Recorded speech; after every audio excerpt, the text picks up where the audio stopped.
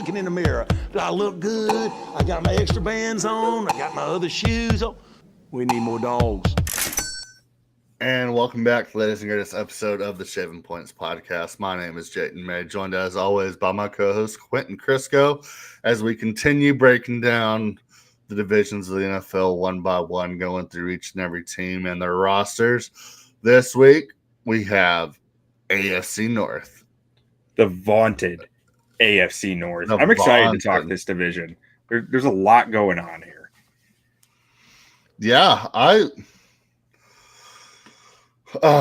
so starting with Cincinnati Bengals, or do you just want to do a broad division talk real quick? No, let's start with those Bengals. Start with Joe Burrow and get on with it, because this is a team 9-8 last year, 10-7 against the spread. Though I swore last year when we were looking at this roster, I was like, this defense is gonna figure it out because Lou Anarumo is that good of a coordinator. I was brutally wrong. Because if their defense figured anything out, I think this team wins 10, 12, 13 games last year. I thought they were going to be a Super Bowl contender. And frankly, I was super disappointed they weren't, because I had some bets on them. I was trying to ride those bets to the end of the year, and it just didn't work. Yeah, so looking at the team last year, it seemed like every time they lost, you're like, oh, they're going to bounce back. They're going to bounce back. They're going to bounce back. And then they were in such a hole by the end of the season that they couldn't come back from it. But, I mean, probably the scariest team you'd ever want to play hosting a home game week one of the playoffs against the 7 seed Cincinnati Bengals last year if they would have squeaked in. Actually, come to think of it, last year, weeks 1 and 2, two different AFC North teams knocked me out of the same Survivor League where you could buy back in if you lost week 1. Did you go Bengals then? Bengals week 1 against the Patriots, lost 10-16. Oh, yeah. And week 2, Ravens against the Raiders, with the Ravens losing at home. Just brutal. AFC North killed me last year, come to think of it. Yeah. And it's crazy too, because you look back and don't they make the playoffs if they beat the Patriots? Probably. I mean, that would have put them at 10 wins and probably some tiebreakers in there, because I think 10 wins was. I mean, I have to. Floor. Did every team that made it make 10 play? Yeah, I think everyone who made the playoffs had 10 wins last year. But did they have a tiebreaker over the Steelers? No, well, I don't know if they did. They split with the Steelers, so we don't need to get into all the nitty gritty there. But they very well might have made the playoffs had it not been for that week 1 loss. Yeah, and I mean, they bring back Burrow. A healthy Burrow is one of the most electric players in the league, joined by Jamar Chase and T. Higgins when they're healthy. It's such a dynamic offense. Yoshi Voss is the 3. You're one of your favorite guys. Yeah, I love Yoshi. I think supposedly he's put on 15 pounds of muscle or something this offseason. I think I saw that somewhere. Fact check me on that. But if he added that mass and kept a good speed, I think he could be pretty dangerous. Yeah, and so breaking down this team, it begins and ends with this offense, I think. I mean, we'll get to the defense here in a second, but what do you think about this offensive line moving forward, protecting Joe Burrow? Offensive line, I mean, I've always thought Orlando Brown gets too much flack. I think he's a really good offensive tackle. I don't think he's some all-pro or anything, even though he has made some all-pros in his career. I think in the right scheme, right system, he can look like that. But I don't know that the Bengals are exactly that team that's doing that for him. But regardless, I think there are probably 20 teams who would gladly take Orlando Brown to start for them right now. I think he is a very good tackle and will probably continue to be here. Now, more questions come in at the other spots. Ted Karras at center, he's fine. He's probably I think of him as a slightly above average center. A lot of fans might hear that and be like, he's not above average. He's not above average interior offensive lineman. But center, there are only 3 or 4 good centers in the NFL, and everyone else is just riding that wave of, am I good enough? And he's definitely a little above the average of that, in my opinion. And then Amarius Mims at right tackle, I am so interested to see how Mims plays in his second year, because this dude is it's like Robert Redford in The Natural. I swear to God. I hated his first year tape at Georgia. And so I didn't watch his second year tape until a little later in the process last year for the draft. And when I watched it, I was like, oh my God, how did this guy get so much better over one off? This guy's barely played any football. He's gotten this much better. So I'm really curious to see how much better he got going from rookie year to second year. If he did, he was always a high variance prospect with a lot of questions because of how little experience he did have. But man, if you could make an offensive tackle in a lab, it's him. But the guard spots are where you really have questions. I mean, at left guards, either like Cordell Volson or Dylan Fairchild, depending what depth charts you look at. Fairchild, I liked some in the draft, but I thought he was a day 3 guy. They took him a little earlier than that, I believe. They took him at pick 81 in the third.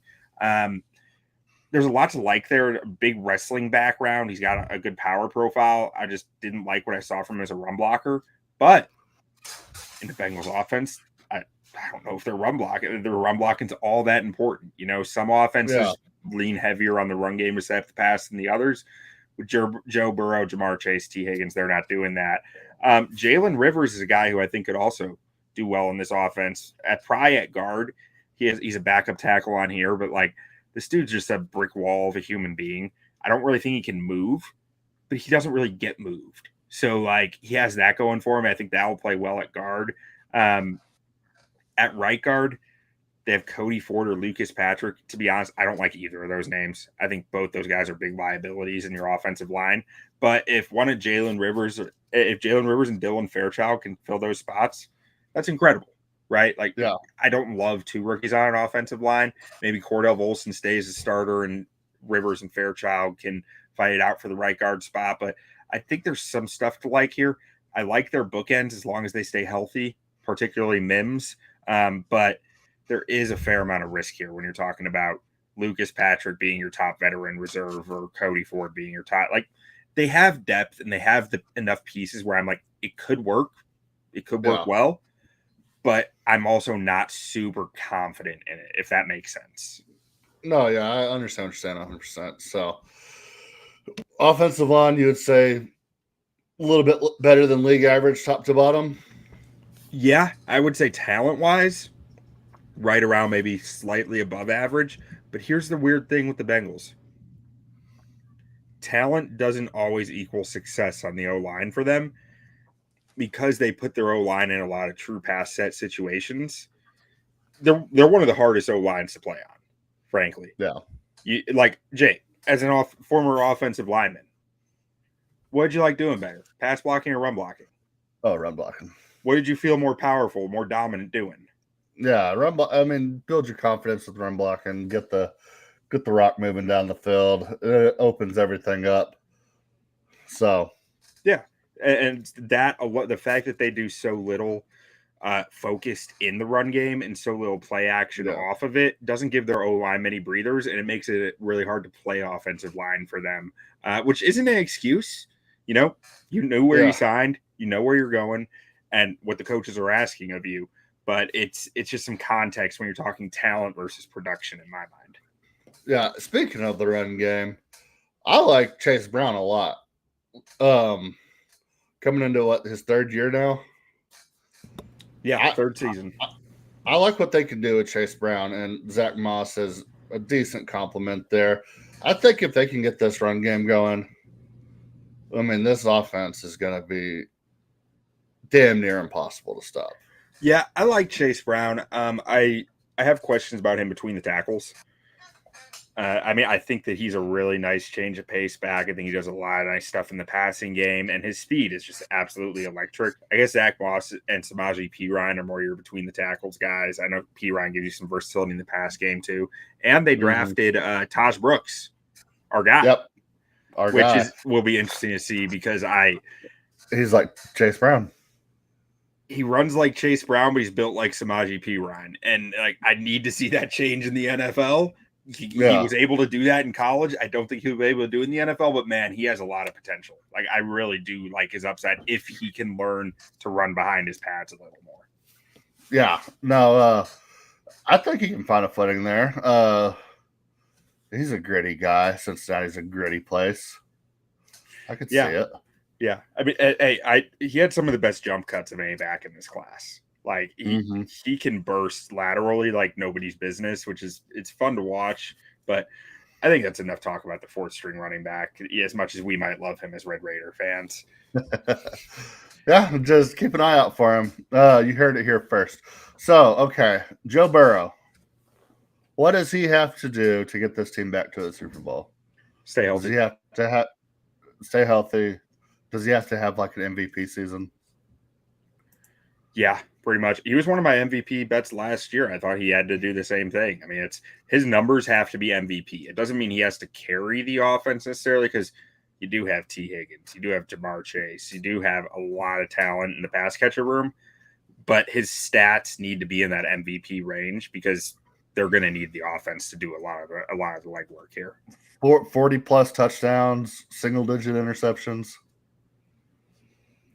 I guess something like that. I'm not even sure. Where were his numbers last year? Let's see.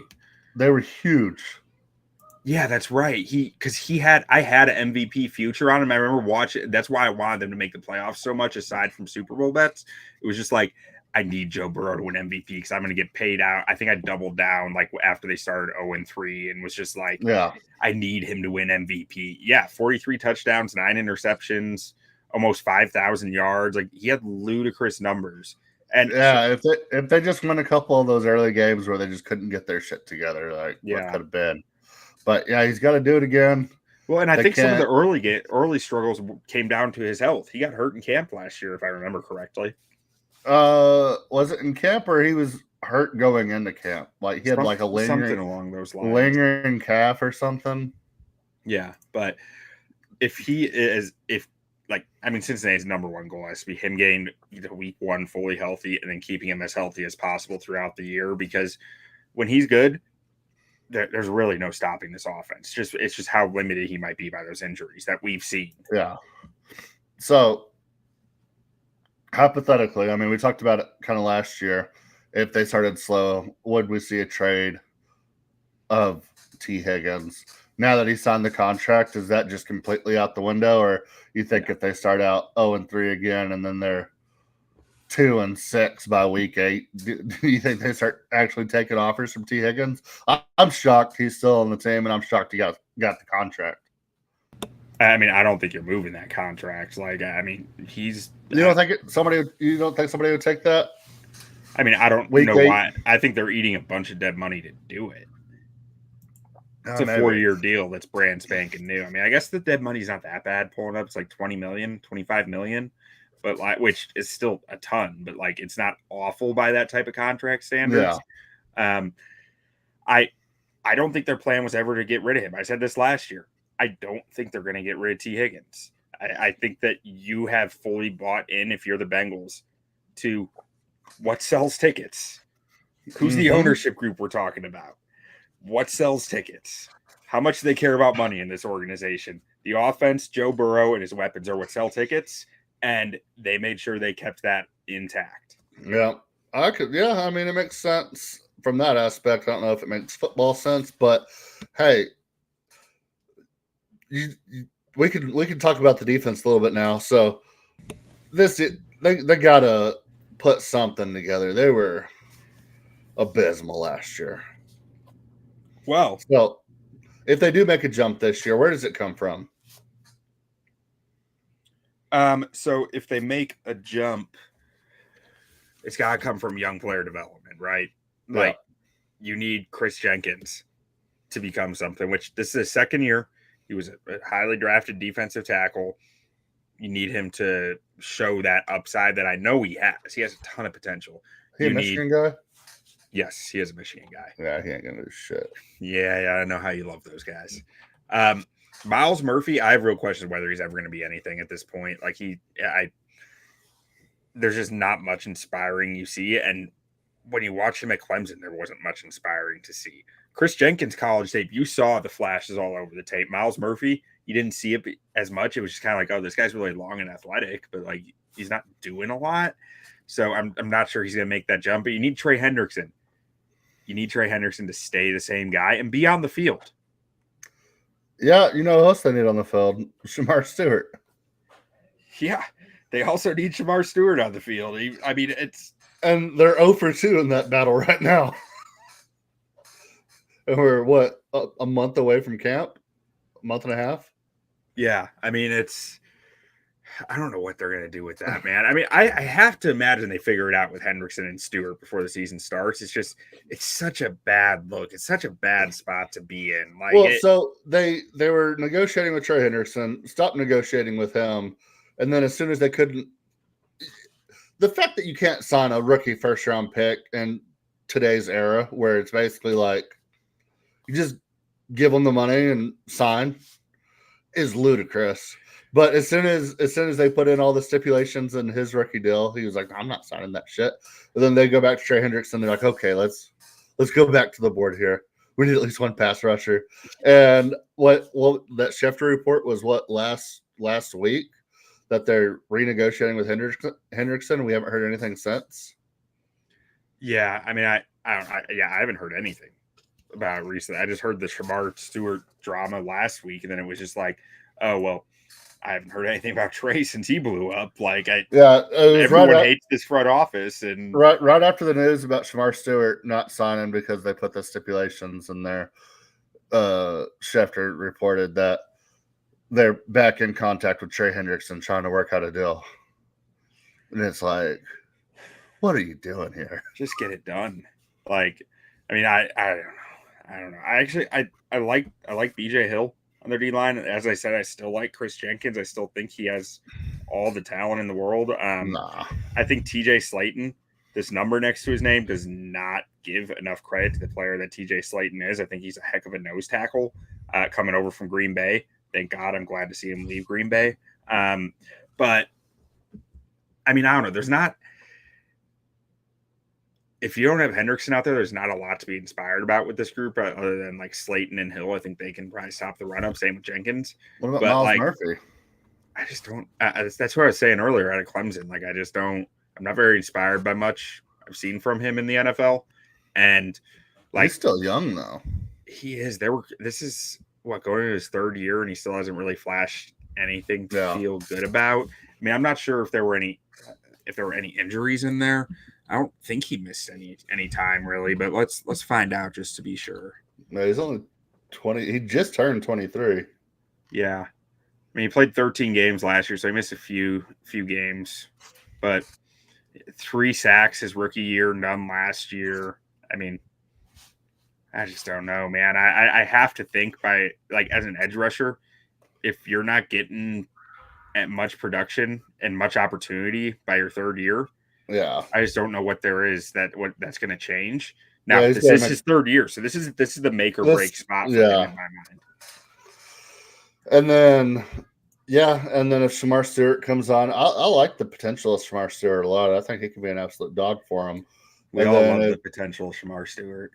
Texas A&M loved the potential of Shamar Stewart too. Yeah, they did.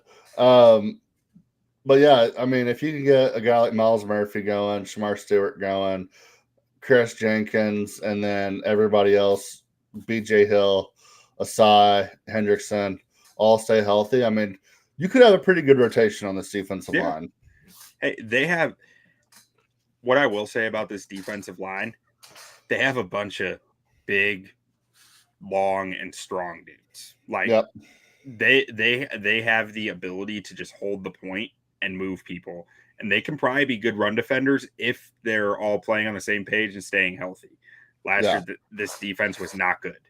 So, like, TJ Slayton should help in the run game, but like I'm struggling to see why they were so bad when they had these players who should, in theory, be good run defenders. Yeah. Yeah. And then at linebacker, you have Russell Wilson's brother, Logan. Roman Wilson. Rivalry. Roman Wilson's cousin. Peyton Wilson's uncle. Yep, all true. So Logan Wilson's not a bad linebacker. He's solid. I think Logan Wilson's underrated at this point, honestly. Yeah. I mean, I haven't watched a ton of tape on him from last year, but like 2 years ago, 3 years ago, I remember seeing him flashing all over the tape and just always being impressed when I saw him playing. So unless that drastically changed, basically I'm sitting here going, I've seen it from him. I've seen him play good coverage in a defense that asks a lot out of their linebackers in coverage under Lou Anarumo. I don't see why he can't do it again. Yeah. And then, all right. So you look at this DB room. Dax Hill, drafted a couple of years ago. I loved him coming out. I don't think he's quite where they want him to be, but he's still got some potential. I mean, he flies all over the field. Yeah, I'm not sure what their role is for him this year. Let's see.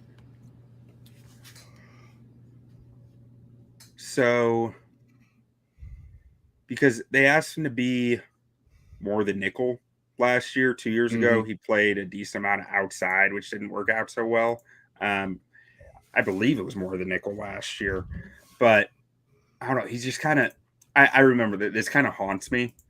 We had one of our friends of the show, Michael Rockman, on right after the draft, or right before the draft, and we were talking about Dax Hill and how we both liked him. And Rockman was kind of saying, like, yeah, I want to like him, but he just doesn't fit anywhere. He's like a Swiss Army knife who excels at nothing but is good enough at everything. And I was wrong. He played mostly outside last year. After playing more inside previously and more safety previously. Last year he was kind of more limited to the outside. I'm not sure what their plan is for him this year. Some of the depth charts had him as a nickel, some had him as a safety. Honestly, Al Golden's coming in here as D coordinator. I wouldn't be shocked if they had more of a dime back role in mind for him. I think that would really fit his skill set better than anything we've really seen him do in the NFL to this point. But yeah, he's just an interesting player. He can do so much, but he doesn't really excel or hasn't shown the ability to excel in the NFL at much of anything. Yeah. So what about these other corners that they got? Cam Taylor-Britt, DJ Turner. I think Taylor Britt is like a decent number 2 corner. Like he's going to make some fun plays for you. He can be a ball hawk out there at times. But I'm not sure he's really a lockdown guy either. Like we're not talking like Eli Apple burnt toast stuff, but like also I think that he just gives some easy yards at times. And then DJ Turner, super athletic, super physically gifted individual, but I'm not sure the mental aspect has come around for him. I think this is his 3rd or 4th year in the league now. And that's one of the concerns I had about him coming out of Michigan was I saw the speed in it, but it just seemed like there were mental lapses out there. So it'll be interesting to see if he really give much of a bounce here, much of a improvement in a new defense. Grant, like I think that's something that does matter a lot here with this Bengals team. We're talking about a brand new defense for a team who has really had the same guy running that defense for 5 years now, something like that. Yeah. So I'm hopeful that DJ Turner can kind of turn a new leaf here under Al Golden. He missed a bunch of time last year. That's what I was just looking up. So he missed like the last 5 or 6 games of the year. And yeah, I mean, he was playing decently up till then. They don't have a 1. This corner room doesn't have a number 1. Yeah, that's what I was looking at too. Yeah, I mean, playing in the North. I mean, I wouldn't say anybody's passing attack absolutely scares shit out of you. So, I mean, you could probably get away with it. Yeah, exactly. So you could probably get away with decent corner play, good safety play. But yeah, I think it begins and ends with that defensive line, especially in that division. Yeah. And one guy who we didn't mention, who I just want to mention briefly, is Demetrius Knight. He's just a downhill maniac. Like he's a 25-year-old rookie out of South Carolina. The dude actually, I believe he was driving DoorDash while he was playing football at University of Charlotte at one point to support his kids. Like, so it's a really cool backstory for him, and he's just a maniac on the field. He just comes flying downhill about as fast as a linebacker in the league right now. I'm not sure what he can really do moving backwards in coverage, but at the will linebacker spot, you might just be asking him to float to traffic anyways. So, like, I think that he can be a good player for them. Can he tackle Tractor Cito? He can try. Well, that's all you can ask for, really. So, looking at this team going forward this year, got a big win total here, 9.5. So, looking at double-digit wins possibly, and that's minus 120. So, I mean, if you want plus money at that, you're gonna have to probably bet over 10.5, and you're probably still only getting about plus 130 there. Playoffs at minus 158, division plus 230, Super Bowl at 21 to 1. For value, 21 to 1 on the Super Bowl is pretty good value when you look at the talent of this team.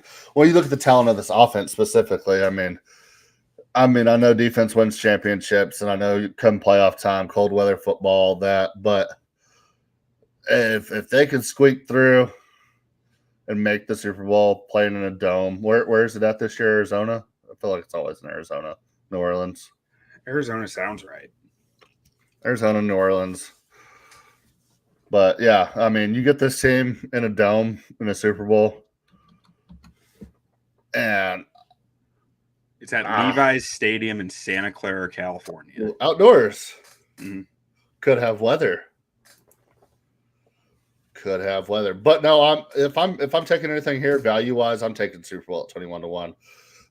Division at plus 230. I mean, I don't know if that's good enough value looking at how good the Steelers team is or how good this Ravens team is in the division, and kind of you know the Steelers are going to win at least 8 or 9 games, and does Aaron Rodgers get them to 10 or 11? I don't know, but I mean, this team, if they make their way into the playoffs, I mean, they got a puncher's chance against anybody. And like I said, you give me one game with the talent they have here, I'll take 21 to 1 on Super Bowl. Yeah, I'm not against that at all. I'm not sure that I like division just because I think the Ravens are going to be a really tough out this year. And playoffs, there's just no value on the playoff bet, right? Like, yeah. It's minus 158. Or why on earth would I throw my money on that? So the best under at even odds. That's where I'm going. I mean, the best total value, you're right, might be Super Bowl plus 2,100. But do I really think this defense is going to make that big a step this year? I'm not there yet. My only thing with the under is that they played so bad last year and hit 9 wins. Yeah, no, that's a really strong point. And like, this is a tough team to, I don't know, because that was with a banged up Burrow to start the year, banged up Higgins and Chase at points during the year. Like, this offense is gonna be really tough, but I just don't know if I trust this defense all the way. Especially a big part of this, to me, to be honest, is coming down to Zach Taylor's job is so fucking hard right now. When you have to look your players in the eye after the front office is blatantly telling them we don't value you. Yeah. Like that screams a nightmare locker room situation to me. Yeah. And makes me question, how are you going to develop all these young guys you have on defense? It's crazy looking at this team over the past 5 years too. 44-38. And they've won the division twice. They've made a Super Bowl. And it's just tough to judge. I mean, they play in a super tough division, maybe the toughest division in football. But Joe Burrow's fucking good. He is. And that's what makes this so hard. This offense is going to eat. And like, I mean, this team won 5 straight down the stretch last year. Yeah. So, I mean, yeah, I'm probably not taking the under here. I don't like anything on the board. So, best value, you're probably right, is Super Bowl or division. But, like, again, I'm just not very confident in any of that. Yeah. Yeah, I'm not super confident they win the Super Bowl, but at 21-1, I feel like that's your best value. Yeah. I mean, I think this team, they should be vying for a playoff spot. They should be over 10 wins because it's all just because of the offense.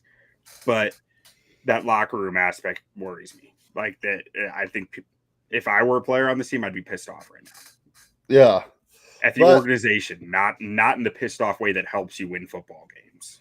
Yeah, but the Trey Henderson thing they have to figure out, and Shamar Stewart they got to figure out, obviously. Yeah. And so, I mean, on the flip side of that, with like Cam Taylor-Britt and DJ Turner and Dax Hill, you have and maybe even Jordan Battle, you have a bunch of guys who are vying for an extension here in the next year or two. So like that does or a contract elsewhere. Yeah, or a contract elsewhere. I said extension because that some of them might still be under contract next year, but like they're that timer's going off in their head of like it's time to do something. Same with like a Miles Murphy, who we talked about at length earlier. Like there's some of that timing coming up where it's like shit or get off the pot kind of time. So that could help in their favor, but ultimately I feel so in between on this team.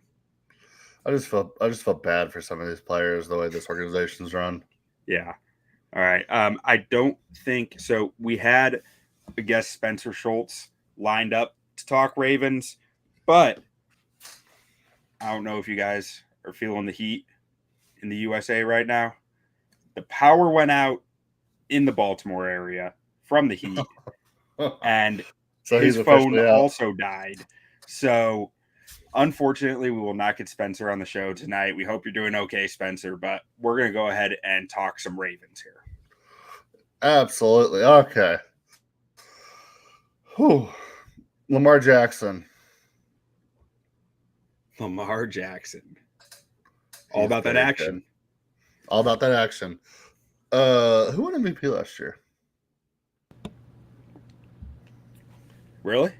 You can't look in the mirror?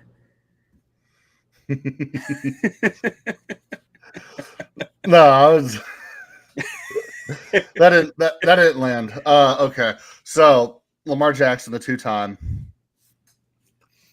one of the best players in football. Is it fair to talk about it's time to do something? Yeah, I think so. I mean, I think I said this last year in our previews. I thought the way that the Ravens were lined up were they're a year away from being the Super Bowl team. Like, even though they had Henry, even though they had some nice additions, it was also kind of like I felt like they were relying on some stuff on their defense and on their O-line that was just a year away from being where I wanted to be to really consider you a strong Super Bowl contender. Obviously, when you have Lamar Jackson, you're always a Super Bowl contender on paper, but like I didn't see the pieces all lining up right. And this year I feel better about that. So I do like them this year. And I do agree with you. I think that it is like we got to start seeing Lamar win some of these playoff games, even though he's won one or two here, but like, he's got to do it in a convincing fashion. Yeah. And it for some reason, it seems like the way they play football all year compared to how they play football in the playoffs. I don't know if it's a coaching thing. I don't know if they get nervous and they turtle up, but it seems like they don't play the same style of football in the playoffs like they do in the regular season, and it drives you crazy. That Tennessee game, 3 years ago, was freaking insane. Yeah, that was nuts when Tractor Cito just went full tractor on them. Yeah, but okay. So looking at this offense, they bring in D-Hop. What do you think about that? Because I mean, what is DeAndre Hopkins bringing to this team right now? So this was actually a question that I was hoping to ask Spencer about because like I wanted to get his thoughts on it being such a strong tape evaluator. But from what I saw at D-Hop last year and the year before, like last year, you also need to remember he was playing on like a torn MCL all year. So that maybe that won't get better in his age. What is he, 32, 33? season, maybe that's something that keeps burdening him. Oh, he's got to be older than that. He's got to be pushing like 35. All right, well, let me know. I'll let you know. But as a number 3 option, 33. 33. So maybe that's something that he's always going to be playing through some injuries like that the rest of his career. The dude loves ball, and the dude made some plays last year at various points of the year. I'd be hopeful that is something that can improve with that, a full offseason of recovery from it. And like there were talks going into last year, like his knee is screwed. He shouldn't be playing on it. And then he just kept playing. So I do have some optimism there that he can become better than he was last year. And last year, I still think that he was an okay number 3 wide receiver for any team, really.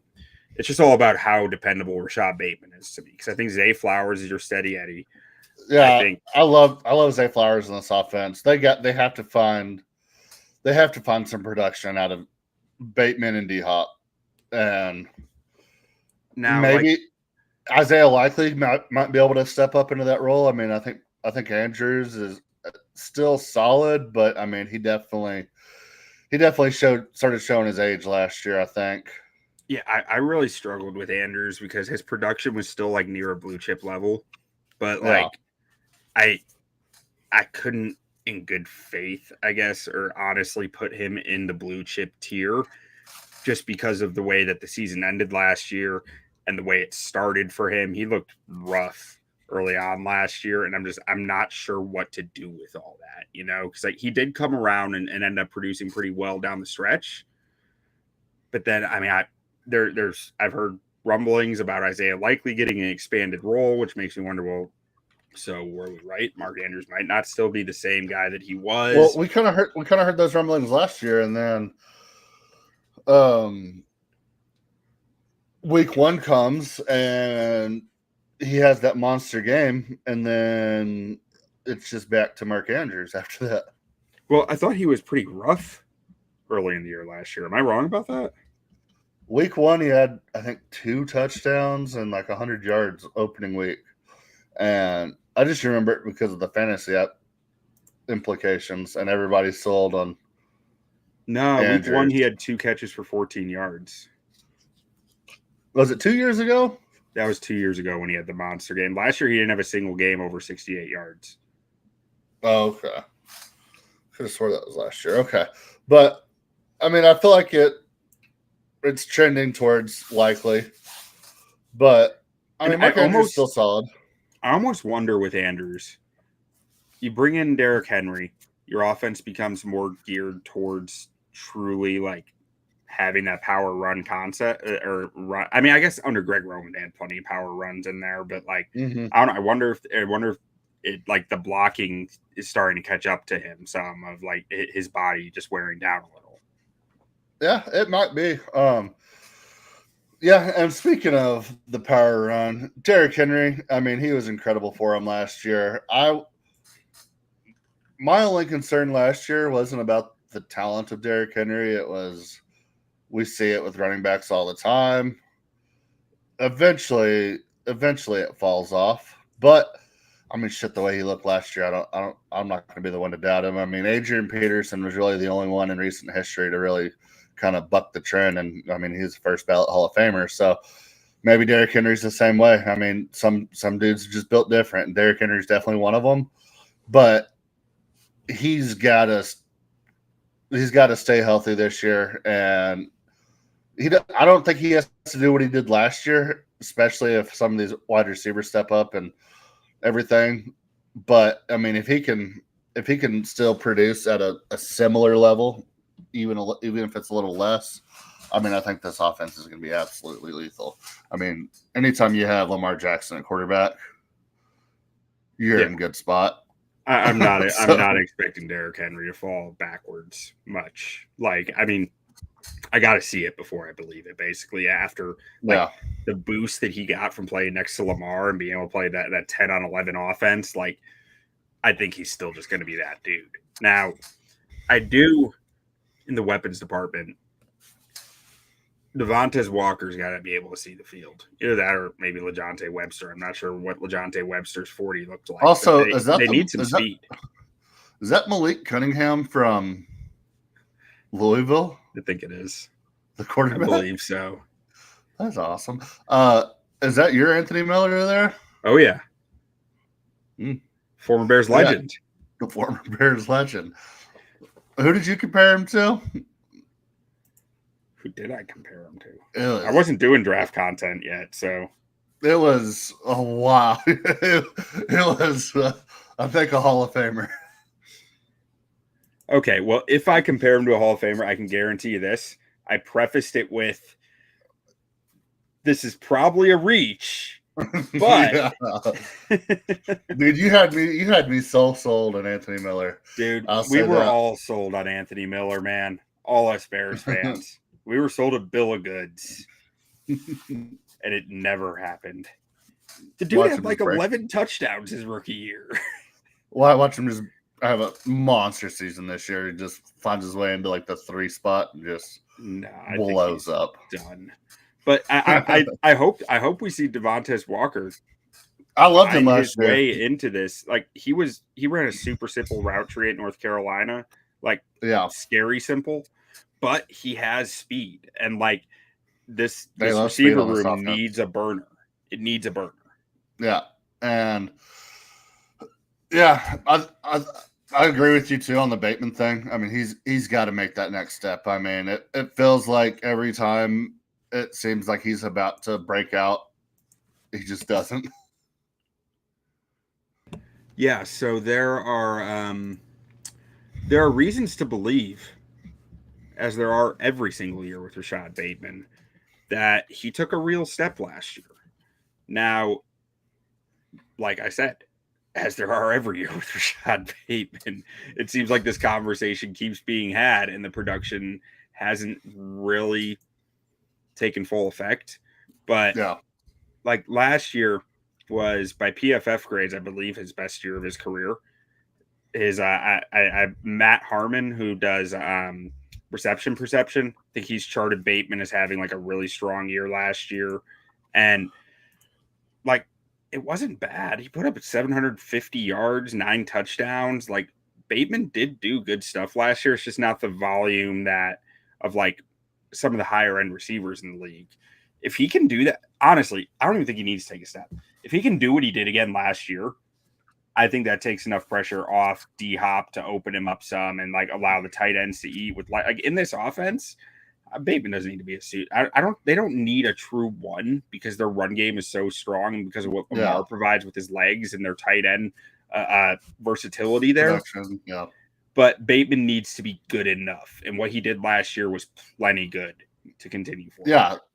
Yeah. I didn't realize he had that big of a season last year, but I don't watch the Ravens too closely. And usually it's just Lamar's show. Yeah. So, and I mean, historically, the thing with Bateman has been health related too. So him staying on the field is big. Did Zay Flowers get hurt last year? Am I remembering that correctly? Or was that 2 years ago? I don't think he got hurt. No, he played all 17 last year. Okay, I thought he got hurt last year, but yeah, Zay Flowers is incredible. One of my favorite players in the league right now. So, lot to like about this skill positions on this team, absolutely, with the 2-time there and Derrick Henry and everything. So, let's talk about the big uglies and Tyler Linderbaum, and he's a monster. Love Tyler Linderbaum, man. Dude just wrestles people, and it's beautiful. I loved him in the draft. I cannot. The Ravens just always seem to have these players fall into their laps. Yeah, I mean, they do. And he's not like, I do really like Linderbaum. I think he's a really good center. He's one of the, like we mentioned earlier, there's only a handful of good centers in the league. He's one of them. But like, he does have some concerns in pass pro. Just being a lighter guy with shorter arms, that's going to happen. But he's such a good run blocker, and he's plenty serviceable in pass pro. He's such a good run blocker that, like, it's good. Like, the dude's a blue chip center. The dude understands the mental side of the game extremely well, understands positioning and angles. Like, he's just a top-tier center. Now, the rest of the O-line, like, Ronnie Stanley, I thought that he took a slight step back last year from where he was, like, earlier in his career, right? Like, Yeah. but he stayed healthy. And that's Mhm. probably if he can, he kind of similar with Bateman. If he can keep playing at the level he did last year and stay healthy, He'll be fine. that's a win here. He is an above average left tackle in this league. He's not an all pro anymore. He's not the top tier guy, but he is still an above average left tackle, and you'll take that day in, day out. At right tackle, I'm excited to see Roger Rosengarten in year 2 because he was one of my sleepers last year, and he came into this offense like fit like nothing, like just beautifully. And I was so happy to see him succeed. I want to see more of it from him. I think that he has a nice future ahead of him. And honestly, I was surprised he was as good in run blocking as he was. Like, he wasn't a world beater, but he was still a good run blocker, and I thought that was his weakness coming out of college. Like, he showed plenty of tenacity, but it was more like as a bit undersized, like his just ability to sheerly move people felt like a question to me. And I was glad to see him able to do it. A big part of that might be playing next to a hoss like Daniel Falele, right? Who's just can't really move, but he can move people. Yeah, I was also going to say, with the scheme and everything they have there and their skill positions in the backfield, it makes run blocking a little bit easier whenever you have a guy like Lamar Jackson back there, because you can never really attack like you want to as a defensive lineman. Yeah, and then keeping them on their toes. This offense does that so well too. Keeping them are they running? Are they passing? Which is crazy. It brings me back to what they do in the playoffs. It's crazy, but yeah, I can't explain it. I to be fair, or to be clear, I haven't studied it either. I'm sure if I went and watched other playoff games versus the regular season games, like the coach tape, I could sit here and give a better reason for why it's happening. Just on the eye test, like that answer either. So but just on the eye test, it's just different. It's got to be infuriating. I know it's infuriating for Baltimore fans. So now, one of my favorite picks in this draft, Emory Jones, pick 91. Emory Jones Jr. This dude is just a mauler. He's another a guy. You want this guy on to have your back in a bar fight. Like, this dude is just out there to hit people, and I love it. I would love to see him take a starting job here, whether it's Voorhees or Falele. Like, I just think Emory Jones is a great future at guard. Just another example of a Baltimore Raven falling into the Baltimore Ravens. Yeah. I mean, hell, he was considered a reach where he was drafted. I had a top 75 grade on him. But most people had him in like the 120s to 150s. Like, he was considered a reach. I love the guy though. I think he is just grit. He's a glass eater. He wants to beat you up. I love so much about his game. Just don't get penalties. That's the only thing that I could see really of his game. The discipline side is the bigger question there. On the field, off the field, I think he was clean as can be. But so I like their depth here too. And Joe Noteboom, good backup. Ben Cleveland, Emory Ben Jones. Cleveland. Flavor. I was gonna say you got some good veterans there that maybe you don't want them starting all year, but definitely can fill in a pinch. Absolutely. I think this offense can eat. I think they're going to be hard to stop. Really, really hard to stop. Absolutely. So it's going to be fun. Them and the Bengals. Some of those battles are always some of the best we get every year. Yeah. So moving on to the defense. All right, you want to start D-line or do you want to start DBs? With this team, I think you got to start DBs. Okay. So another prime example happened with Kyle Hamilton a couple of years ago. Happens again this year. Malachi Starks, I think, might be one of the best steals of the first round. I absolutely love this kid. I think he's going to be incredible, especially you put him next to Kyle Hamilton, and then you bring in a Jair Alexander with Marlon Humphrey. You have some depth there with Chidobe and Nate Wiggins as well. I mean, there's just so much depth and talent in this DB room that, I mean, they're prepped to stop the Bengals. Absolutely. I mean, if anybody has the talent to slow down this Bengals pass offense, it's this defensive back room right here. Yeah, I mean, start. I think you gotta start this conversation with Kyle Hamilton. Always, he is such a versatile football player. He can do so much for your defense and be He's that. he's literally just like the definition of football player. Yeah, Like I love Kyle Hamilton. You can build your defense around him and have him doing different roles every other play. Like he is just a very impressive player. And I mean, adding Malachi Starks to this room only makes it better. And I was lower on Starks than most people just because I watched his tape and I was like, but what does he do? You know, it felt very much like he's just kind of there a lot.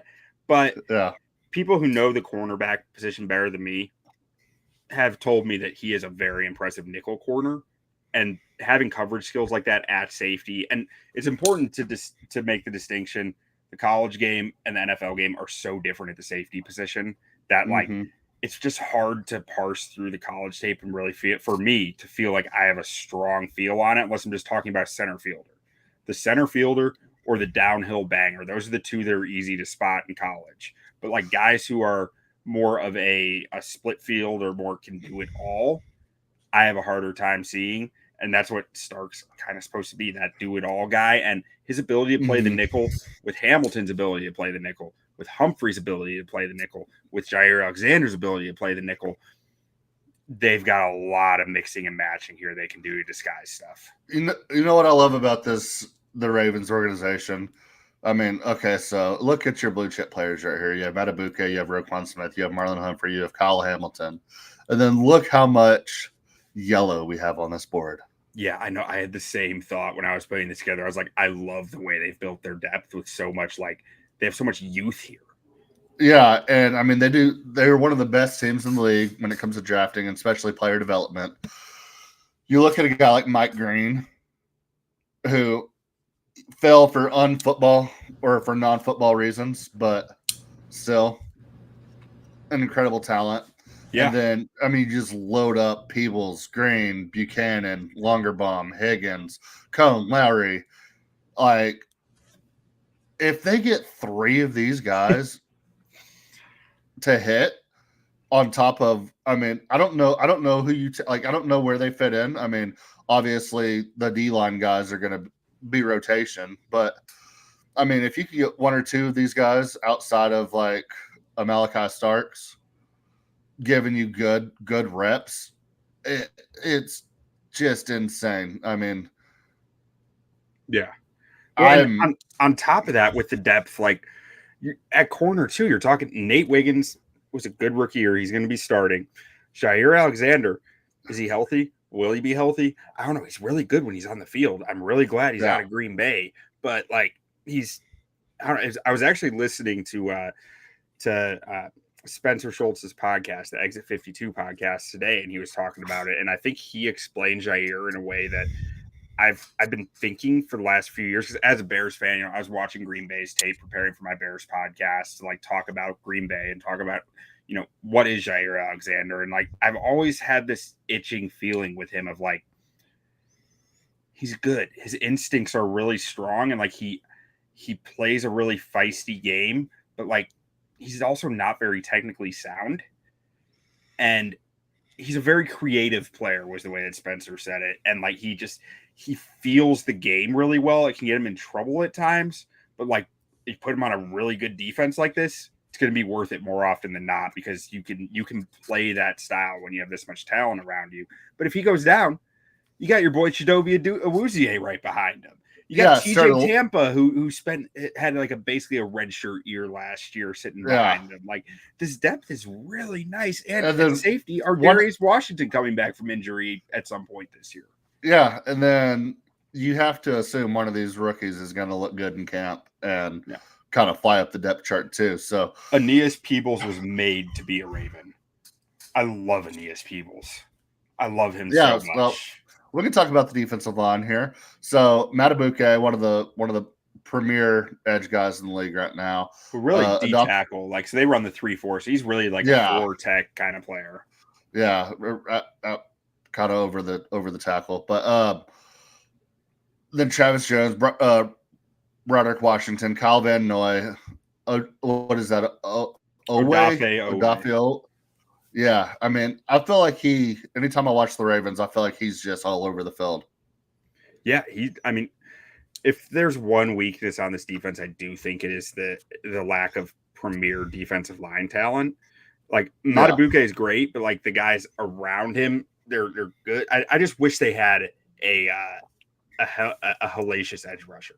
I wish they had that guy. Yeah, and maybe that can be Mike Green, like that. Yeah, that's it definitely has the ability to be, because Oweh's good, Van Noy's good, but like they don't have a bucket getter, right? They don't have a guy who's like, when you need a bucket, this guy will get you a bucket. And it was supposed to be David Ojabo. That hasn't worked out to this point, with injuries just kind of derailing him.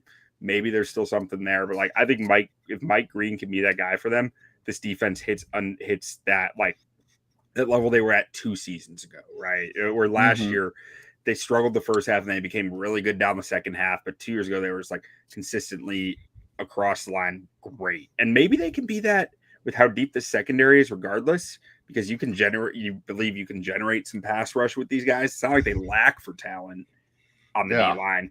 I just wish they had like a premier edge. Yeah. And then Broderick Washington, I feel like he's got to play better, but he's a big body there. I think the grades don't do him justice, honestly. Like I think that he's a mean physical football player who might not win at a high rate, but his impact is like it's felt. He keeps getting on winning rosters for a reason. Like the guy he serves a role out there. Yeah.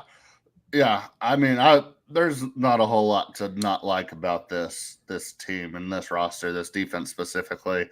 And then we already talked about the offense. So, I mean, I wish our boy was here because I would really like a deeper breakdown. But I mean, as an outsider looking at this team, it's like kicker killed him last year, which really sucks as a Ravens fan, having one of the greatest kickers of all time.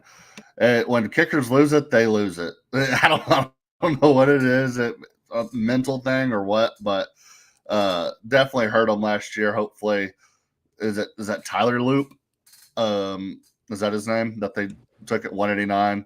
Hopefully, he can step in for them and be that automatic guy that they got so accustomed to having. I believe he's had some issues in camp here, but I mean, that's what you were saying. Yeah, I think I heard something. That. I mean, you look at this offense and defense, and it's like if special teams doesn't let them down. I mean, and Harbaugh's a special teams guy. I mean, he came up through the special teams, so you assume they're going to figure it out. And so you look at this team, 11.5 win total. Playoffs minus 500, which is crazy for any team. I feel like division minus 145 and Super Bowl at 7-1. Last year, I said I don't think they're there. Like I don't think they're going to take down the Chiefs. I need to see some playoff wins. I said similar about the Bills. I said I thought the AFC was the Chiefs to lose last year.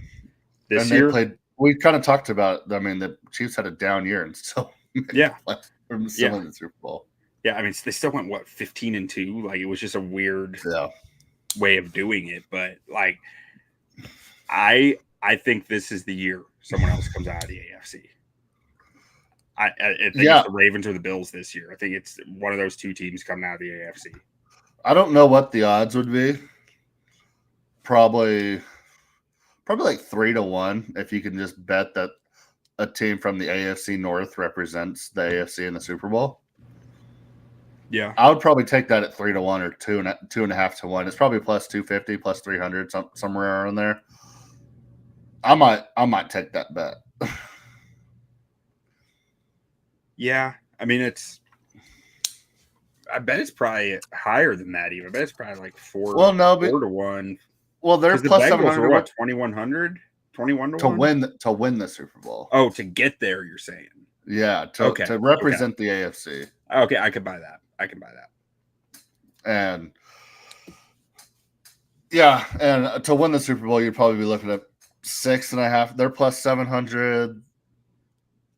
odds are going to come down a little bit, adding in the Steelers, and yeah, you're probably looking at 4.5, 5.5 to 1 to win the Super Bowl. I might still like that bet too. Yeah, I mean, I don't know. I really think the AFC is going to be a 2-team race this year, Bill, or not 2-team race. That's disrespectful, right? Like Kansas City is still Kansas City, but like I think if I'm putting my money on teams right now, it's the Ravens and the Bills come out of the AFC. Yep. Oh man, it's going to be a battle. I'm definitely looking forward to it. So for me, bet on that. Like, give me the Super Bowl, give me AFC champs, give me the over 11.5. Like the values on Super Bowl or AFC champs though.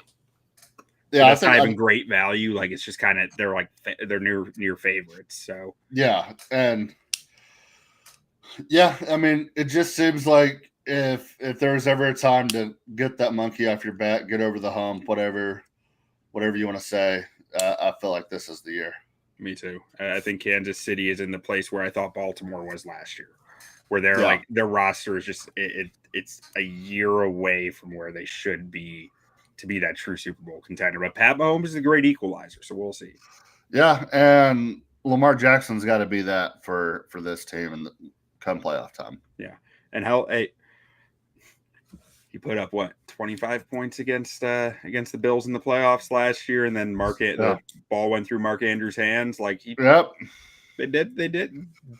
That was one of the more convincing games of Lamar Jackson playoff losses. Yeah, looking like Tony Romo out there. Whew. All right. Let's move on to those Pittsburgh Steelers, the Yinzers. Yeah, 9-8. I mean, history says you're spot on, my friend. Yeah, I mean, it's kind of funny we joke about that, but if you look at the past 5 years, I mean, they're 50-33. I mean, 10-7, 10-7, 9-8, 9-7-1, 12-4. Yeah, that 12-4 really helps them out there on the average. So, all right, they did it. They got the bad man. The Yinzer King, Aaron Rodgers. Has there ever been a less like Pittsburgh guy play quarterback for the Pittsburgh Steelers than Aaron Rodgers? I don't think so. I really don't. I can't. Like even some of their like stopgaps, like Russell Wilson or Justin Fields that they had last year. Or, you know who's a big Yinzer? Duck Hodges. Duck Hodges was a Pittsburgh guy through and through, though. He needs a spot on this team. You know who was a Yinzer? Terry Bradshaw. Mike McCarthy. Yeah. I mean, he's Sean Payton. Aaron Rodgers, Mike McCarthy. Yeah, it all comes full circle here. So, Aaron Rodgers comes in. I mean, so I think Aaron Rodgers kind of doesn't get the credit he deserves for the season he had last year. I thought he played fine. That Jets organization is just an absolute fucking disaster. So coming into a situation like this, I mean, Mike Tomlin has a way with players that you don't really see in professional sports. I don't know what it is about Mike Tomlin, and we haven't seen the inverse of this, right? Like we haven't seen a player as polarizing. And Aaron Rodgers off the field stuff, I mean, it's mainly just wild ideas and stuff, I guess. I mean, it's not like he's out there like really getting in trouble or anything, but yeah, we haven't really seen the inverse it's more shit stirring than anything. Yeah, and it also seems very internal a lot of times. Like you just hear rumblings of like the guy's kind of an asshole and stuff like that. So, but we've never really seen the inverse with Mike Tomlin, right? We've never really seen a guy come in outside of like college, obviously, but an established veteran in the NFL come in and work with him. But I mean, the track record of guys that leave Pittsburgh and absolutely just fall apart. And you're like, how the hell did like they keep this guy? Like, well, we'll see. I mean, we have a pretty good case study with George Pickens next year in Dallas. So, my God, I am struggling so much with this roster because I love it.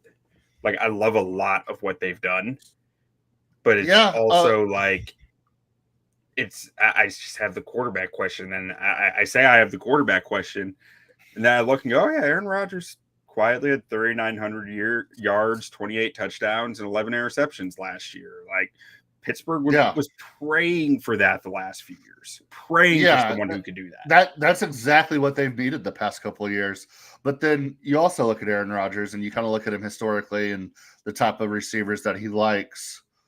And you have an aging Bobby Trees. You have a DK Metcalf who, don't get me wrong, I mean, I don't want Steelers to take this the wrong way. I think DK Metcalf's incredible. He doesn't really fit that Aaron Rodgers like prototype wide receiver. No, I mean, DK like survives on a handful of routes that he's really, really unstoppable at. Yeah. And it's like, I mean, Aaron Rodgers can still throw a go ball, you know, like, and that's like, but DK, he's not. I've always struggled with DK, and I really struggle with whether he was a blue chip here because, like, I don't the think guy so. puts up 1,000 yards every single year. Yeah. But when you need a big catch and a big moment, I'm not sure that he's that guy. You know, like he doesn't just uncover automatically. A lot of what Aaron Rodgers has been great at throughout his career. I mean, he's obviously has the arm talent and everything, but it's whenever he's able to scramble a little bit and find guys just playing that backyard bullshit. Like, play breaks down and he finds a Jordy Nelson or he finds a Randall Cobb. Since Matt LaFleur got to Green Bay, though, that hasn't really been his game. He's just in structure, just a killer. Like, since LaFleur got there, because I think LaFleur convinced him, like, look, you're not the athlete you were. You can't play like this anymore. We need you to play this way. Yeah. So looking at this wide receiver room outside of DK Metcalf, who has the best opportunity to really make a step here? Is it a Calvin Austin? Is it a Roman Wilson?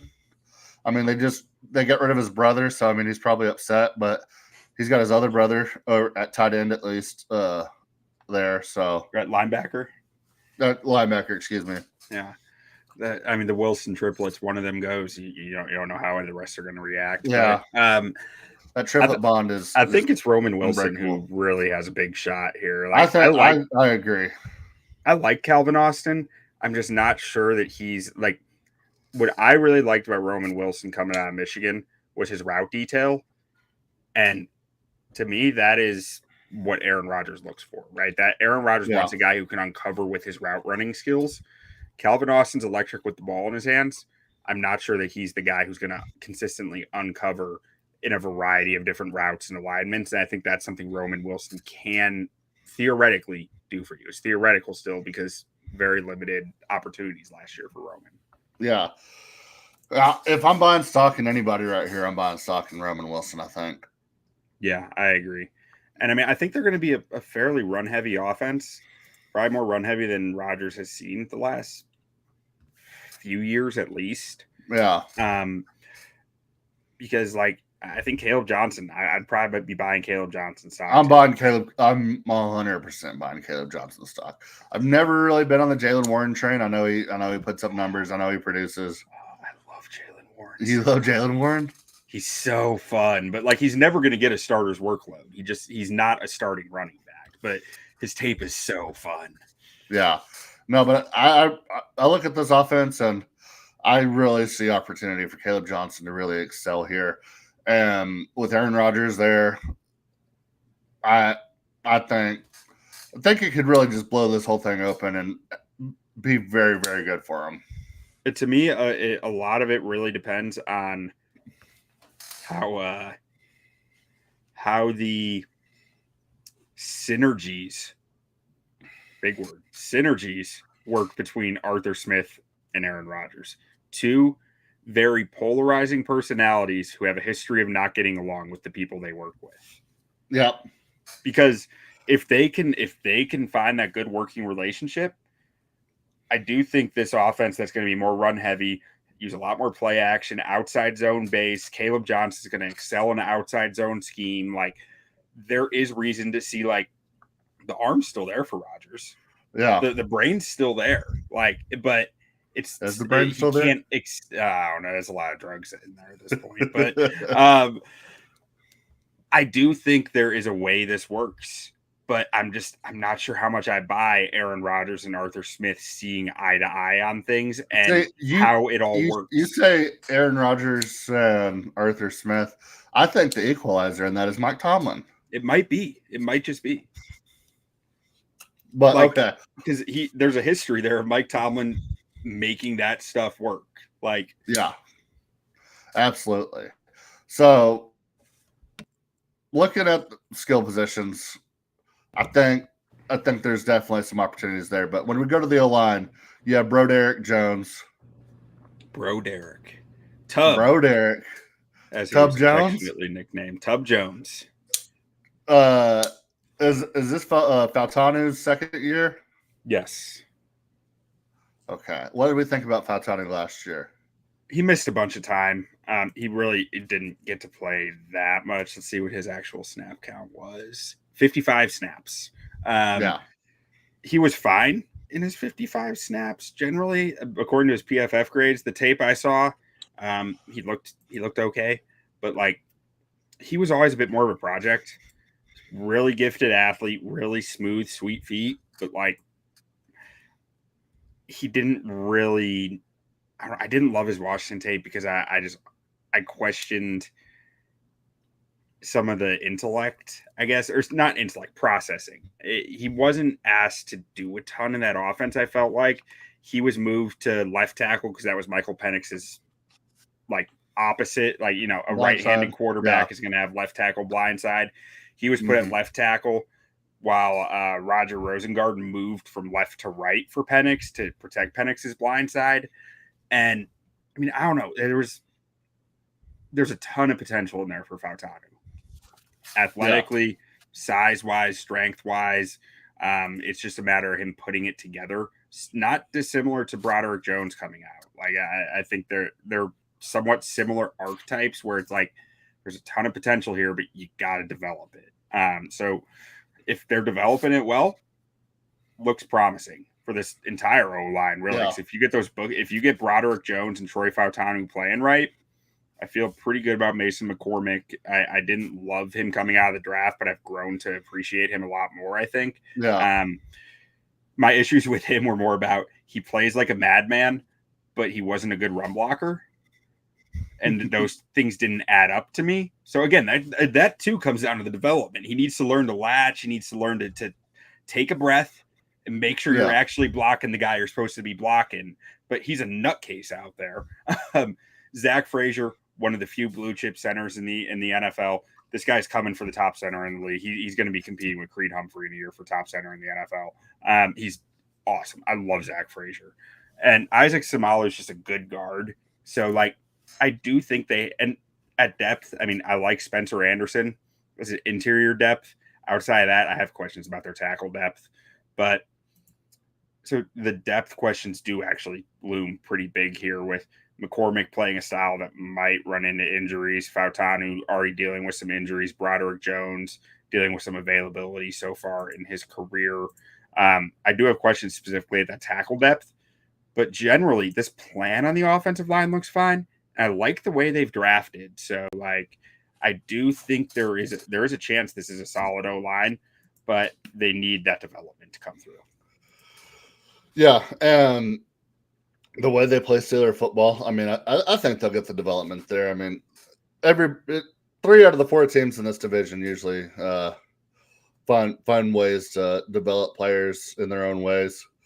Bengals, I feel like luck into guys all the time. Steelers and Ravens, you just always feel like it's going to work out.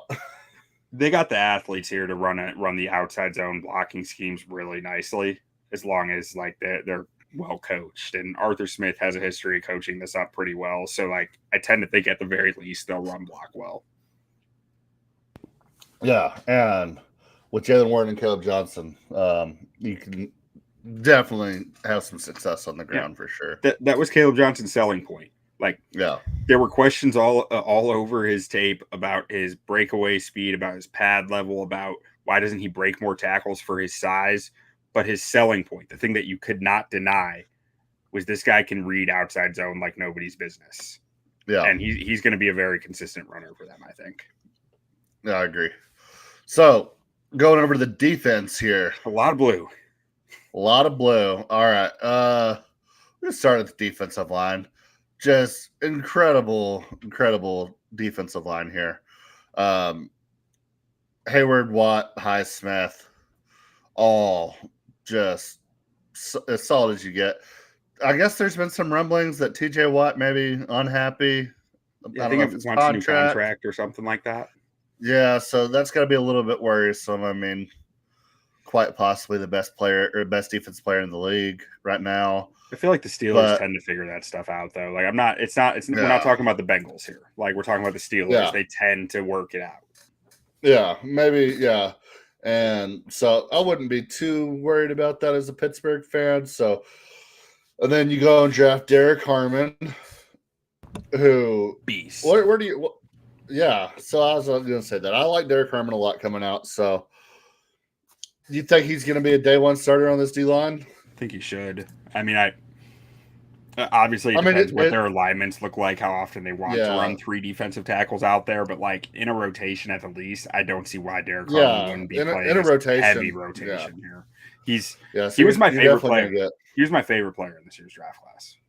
So yeah, well there you go, Steelers. And he had, I think it was Lance Zierlein's profile had like they have like the NFL scout quotes at the bottom, and it said, "This guy screams Pittsburgh Steeler." That's where he does. So Derek Harmon was a like 360-pound nose tackle at Michigan State. It's like he's from Detroit, so like he stayed in Michigan because his mom was bedridden with I forget what disease it was or illness, but he needed to stay close to home to help out with her and to be around her and be there for her. His mom actually passed away the day after he was drafted. Right after he was drafted, yeah. So I mean, there's some like that could impact some of his rookie year. I don't see how it wouldn't from a human perspective. But that being said, his final year of eligibility, he transfers to Oregon because it's like this is his last shot to really make some noise. Drops like 60 pounds in the offseason.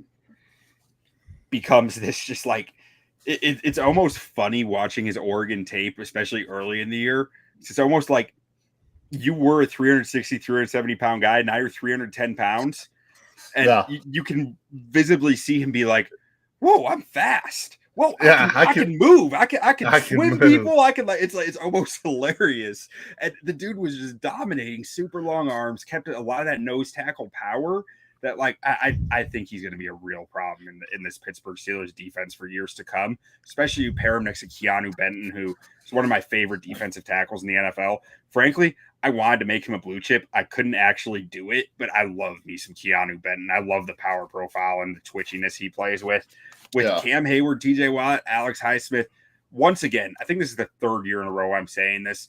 Get Nate Herbig and Jack Sawyer behind them. This is the deepest D line in the NFL, and I don't think it's close. Yeah, Jack Sawyer. Yeah, you mentioned him. I think he has potential to really be a good rotation guy for him here. A lot to like about this D line room. Still, and then obviously, I mean, they still have great linebacker play. I feel like they always have good linebacker play. Peyton Wilson played well for him last year. Patrick Queen's still playing at a pretty high level. Yeah, I'm not sure on Queen. I feel like there's been some rumblings about him not being as good as advertised. You got to remember these numbers are 2 years worth of numbers, so that it's half his final year with the Ravens, half his first year with the Steelers. His PFF grade was down. I don't really trust PFF grades that much with linebackers though. Like he graded out at 56.8, but like I don't know. There were years where Roquan Smith was grading in the 50s on PFF grade, and I was watching every play of his with my eyes and be like, that's a good linebacker. So, like, I don't know too much. I do know there were some rumblings about Patrick Queen not living up to expectations. I think he's somewhat limited as a player. But with Peyton Wilson going into year 2, I don't think Patrick Queen has to be your big dog linebacker. I think you're hoping Peyton Wilson becomes that guy in year 2. Mm-hmm. And then looking at the DB room here, Darius Slay, Joey Porter Jr., Beanie Bishop, Deshaun Elliott, and Minkah Fitzpatrick. Minka's still playing at a very high level. He is. I mean, I think Minka's going to age very well in this league. So, I think he's just going to keep playing it. Safety such an intellect position. Yeah. And he has that high intellect. Can you believe the Dolphins traded him still to this day? They get a lot for him, though. He got a first-round pick. 2 years after using a first-round pick on him. Yeah. And he'd been good. The timing was a little shocking. But, I mean, they got value for him. I mean, not as much value as Blitzboy got, but yeah, that's a great that's the comparison. What was traded for Blitzboy, and I don't think Minka was a Pro Bowler yet when they traded him, but it was. I remember he was very good because the Cowboys were looking at a safety at the same because it was either Cowboys or Steelers that were going to get him. And I remember whenever the trade came out, I'm like, that's kind of a lot. But okay, yeah, no, he was first team All-Pro when they traded him. Yeah, no, it was about sad. Thought he was the best safety in the league. And when the trade first happened, I was like, that's a lot. But Cowboys have made stupider trades. Let's see. It was 2019. The Dolphins sent him and a fourth round pick and a 7th round pick for a first, a 5th, and a 6th. Ew, so basically just a first. So he maybe he demanded a trade and I'm not remembering or something. And they said terrible, we're in a terrible spot to negotiate. That's rough. I can't remember. Yeah, I can't remember the logistics behind it, but I knew he was on the move, and I really wanted the Cowboys to get him, and they didn't. I mean, looking at this corner room, I mean, I like the Slay edition. He's old, but but he can still play. You're bringing championship level experience to your team, who's been a lot of playoff wins and a lot of production in this league, who hasn't apparently fallen off yet. And I trust Mike. This is what Mike Tomlin does. Defense is his thing. Defensive backs specifically are his thing. I mean, you could tell me that they just signed Richard Sherman. I'd be like, Mike Tomlin will figure it out. Yeah, it'll be fine. Joey Porter, what is this, year 2 or year 3 for Joey Porter Jr.? Year 3. He fell back down to earth a little last year, which I think was somewhat expected. Because he was just so, in his rookie year, he was so grabby and so handsy. Yeah. You thought that would kind of come back to bite him some as officials reviewed the previous year's calls and tape and cracked out on certain things. I mean, I think Porter is a little limited from a vertical perspective.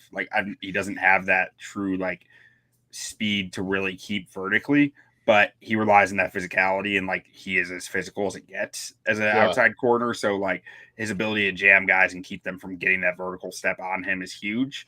He needs to do it cleanly, though. You know what helps you cover against the vertical game is a defensive line like this. Yeah, it's a big help. You can take a lot of risks, and you can, I mean, I think Porter will be fine. I'm not sure if he's a true number 1 corner in this league, but he's a strong number 2 if he's not a good number 2. Yeah, I think they're going to play well, like you said. I mean, Tomlin always has these guys ready to go.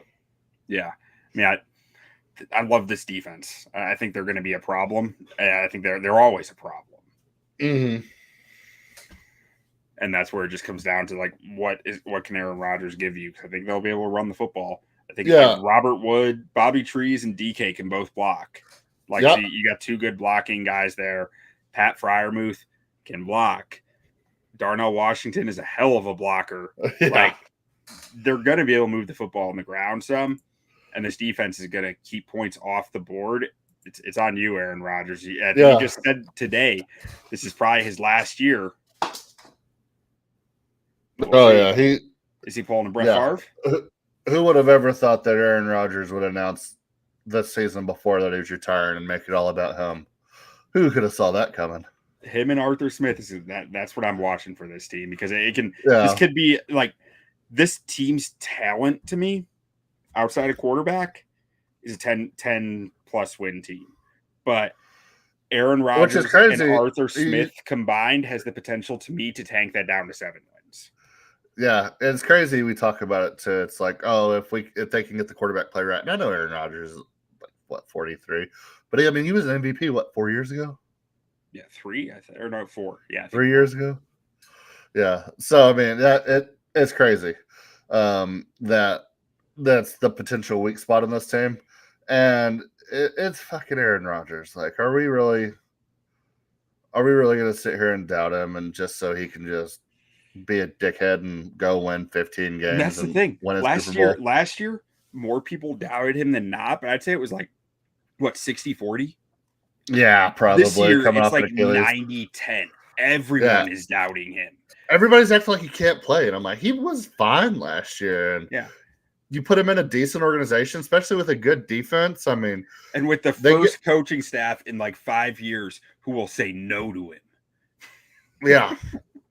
Yeah, it's like I could go bad. Yeah, I mean, we look at this win total here, 8.5. At plus 110, I might hammer this thing. I mean, I'll take over 8.5. I'll take playoffs at plus 146. 146. This team made the playoffs with freaking Russell Wilson last year. They made the playoffs with Kenny Pickett the year before. They made the playoffs with the corpse of Ben Roethlisberger 4 years ago. Like, yeah. I mean, plus money on the playoffs for the Steelers. You take it. You just take it. 5-1 at the division. I might take that too. I mean, like you said, there's so much talent, and it's the NFL. Anything can happen. I mean, they get hot early, or if they get hot late, they can string together 6 or 7 wins in a row at any given time in the season, and then parlay that into a 13-win season and go and win the division. So, this team started 10-3 last year. Yeah. And then they lost to a bad Cowboys team. Yeah. Early. Like, it's crazy. So, I'm taking division at 5-1 here. Yeah. Just because, like I said, I mean, it's so much talent all over the field. It's Mike Tomlin. It's Aaron Rodgers. That defense. Because, I mean, you get into a slugfest with this team. Aaron Rodgers is still probably a top 3 quarterback I'm taking if it's fourth quarter and you're down by 2 and need a field goal to win, or if it's fourth quarter down by 4 and need a touchdown to win. I'll still take Aaron Rodgers just about over anybody in the league right now. Until he proves me wrong. Yeah, I don't know. That's an interesting question, because my first thought is, how much does he like his coach? Yeah, if he's feeling pouty, I'm not taking him. If he's feeling fired up, I'm taking him. You know, like my son always says Mr. Pouty Pants anytime you yell at him for anything, like when he's trying to like physically harm himself jumping off the kitchen table, and I'm like, get down. Okay, Mr. Pouty Pants. Like, that's Aaron Rodgers. That's what Mike Tomlin's gonna say to him every time. Mr. Pouty Pants. All right, let's move on to the final team here. We got those Cleveland Browns browning it up. How we feel about the Browns, Jay? I love Quinshon Judkins. I do. My heart. I love Quinshon too. I hate seeing good players go to this organization. I really do. You know what the worst thing that happens in draft eval is? The fact that the Browns are always picking top 10. Well, that, but like from just the player standpoint, you watch a player who's like ranked in the 150s. Let's just say Carson Schwessinger. And you're like, man, I like this guy a lot. I think he can go top 75. I think I'd take him in the top 75. Yeah. Big fan. Then that player goes number 33. And you have to flip from being a lover to a hater, because it's like, I way love too the early. play. 33? which I think he's going to be a good player, but just linebacker at 33, like light linebacker who weighed like 220 pounds. I don't know, but like, let's get to the roster. I don't want to harp too. I don't want to start too negative on this. So it's hard. We have 5 quarterbacks here. Well, I guess technically only 4 because Watson has no shot at playing this year. Oh yeah, Watson's Dunzo. He'll probably never play again. All right, Joe Flacco, the GOAT. Mm-hmm. Kenny Pickett, small hands. Hey, they're bigger than some things. They are bigger than some things. Dylan Gabriel, Shadir Sanders. I mean, looking at this quarterback room, I don't know why Joe Flacco's here. I mean, I guess you want to play, and then you look at Stefanski wants one player who could run his offense. Yeah, and then I mean, so okay, let's look at the upside for this for a second. Okay, Joe Flacco can still sling it. I mean, he's got a live arm. I mean, he moves around like he's in quicksand, but he's got a live arm. All right, you look at the running backs. I love Dylan Sampson. I love Quinshon Judkins. Jerome Ford has been fine for him anytime he's stepped in. I don't think he is the lead back in this team, but he can be. Jerry Jeudy is, I think he might be a blue chipper. I love Jerry Jeudy. He runs every route. He's a crisp route runner, catches a lot of balls. He has been just plagued by terrible quarterback play throughout his career and always finds ways to overcome it. Maybe one of the more underrated wide receivers in the league today. And then Deontay Johnson. Is he good? Is he bad? What is this, his 5th team in a year? It's not even about whether Deontay Johnson's good at football or not. It's does he want to be in the NFL locker room? Yeah. Well, throw him on the Browns and see what happens. That's a good case study for a guy like Deontay Johnson. Yeah. I mean, Jerry Jeudy had a great year last year, like 1,200 yards, but I need to. The one reason he's not a blue chipper here is just because I don't know if he can beat zone coverage consistent. Like he has always beat man coverage and killed man coverage, but like that zone question has been looming his whole career, and like I need to see it again. I need to see him do it again before I can put him in there. Yeah. So I mean, I just keep looking at you. Spent your team that needs a lot. You spent 4 picks on quarterback and backup quarterbacks and running backs, and 33rd overall on a linebacker. Quinshon was a great pick. No, yeah, I love Quinshon, but it's just like I feel like a blue chip running back is a win now move, whether you're taking him in the draft or you're signing a guy in free agency. And if you're not in a win now scenario, you're gonna have a fucking great running back and go 5-12. Yeah, like so. And then Cedric Tillman. I mean, he's not bad, I guess. David Njoku. One of the flashiest tight ends ever. I mean, it seems like David Njoku. Yeah, watching David Njoku just the silhouette of him, he's humongous out there. He runs like a fucking gazelle. He makes some of the craziest plays, but then like he just disappears sometimes. Yeah, and was it last year where he was playing with like the 3rd-degree burns? Maybe it sounds right. I think it was like a cooking fire or something. He got 3rd-degree burns all over his face and body, and he was hanging out with Freddie, I guess. Yeah, hanging out with Freddie from the kitchen. On Cedric Tillman, I really like Cedric Tillman. I think that he has a chance to like become a strong X receiver this year if there's a quarterback who can get him the football. Yeah, so we could go back to the quarterback for a second. Okay, why is Joe Flacco here, and why is Kenny Pickett here? And I don't hate the Gabriel and Sanders picks. I mean, obviously you like Dylan Gabriel, so you pick him in the 3rd round. And I think Shadir in the 5th. I mean, at some you got to take your shot on him. I mean, he was incredibly accurate in college. I mean, I understand playing with his dad. His dad made things really easy on him, but I mean, he's got a live arm. He's not the most athletic player out there, but I mean, he's accurate with the ball. He takes care of the ball, maybe to a fault, to where he maybe holds on to it and gets himself in bad situations. But as a 5th round pick, I mean, I thought I don't hate it, but what kind of opportunities are we getting for these young guys if you're truly putting Joe Flacco at 1 and Kenny Pickett at 2?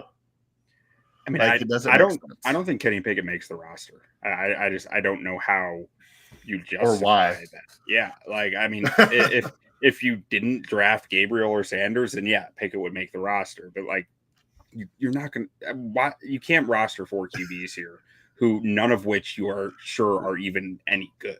Like, yeah, and if you're not gonna cut a rookie. Yeah, because then why did you draft him? Like,